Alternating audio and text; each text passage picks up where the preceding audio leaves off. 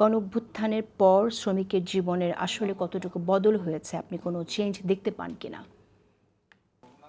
গণঅভ্যুত্থানের পরে শ্রমিকদের উন্নয়নের কতটুকু পরিবর্তন হয়েছে যদি ওইভাবে বলতে চাই, আসলে তেমন অর্থনৈতিকভাবে বা ওইভাবে হয়নি, কিন্তু কিছু উদ্যোগ নেওয়া হয়েছে সরকার, যেমন শ্রম কমিশন তৈরি করা হয়েছে, সেখান থেকে একটা সুপারিশ আসছে।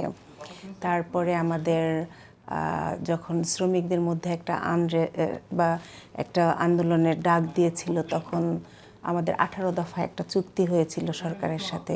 সেখানকার কিছু জিনিস বাস্তবায়ন হয়েছে, এখনও কিছু জিনিস করতে হবে। আর আমাদের শ্রম আইনকে সংশোধন করার জন্য যে ত্রিপক্ষীয় কমিটি টিসিসি আছে, সেইখানেও আমরা অনেকগুলো বিষয় নিয়ে কিছু মালিক শ্রমিক একমত হয়েছে, কিছু হয়নি।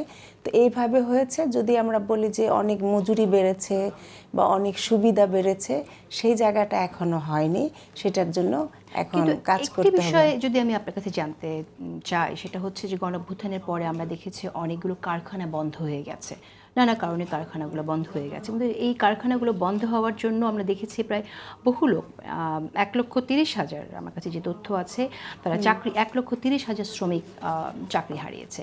তো আপনার কাছে কি তথ্য আছে যে 1,30,000 শ্রমিককে তাদের যে ন্যায্য পাওনা সেটা বুঝিয়ে দেওয়া হয়েছে কিনা, বা এই শ্রমিকরা কেমন আছে?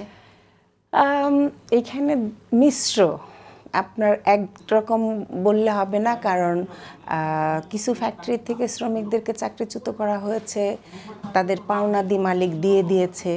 আর কিছু যারা, কারণ আমাদের দেশের ব্যবসার মূল অংশের একটা মানে ব্যবসায়ীরাই হলো রাজনীতিবিদ, এবং দেখা গেছে যে অনেকে এই তাদের রাজনৈতিক কারণে যখন তারা ফ্যাক্টরিগুলো চালাতে পারেনি, তখন এই বেতনগুলা দিতে পারেনি, এটার জন্য শ্রমিক রাজপথে নেমেছে, গুলি খেতে হয়েছে, পুলিশের মার খেতে হয়েছে।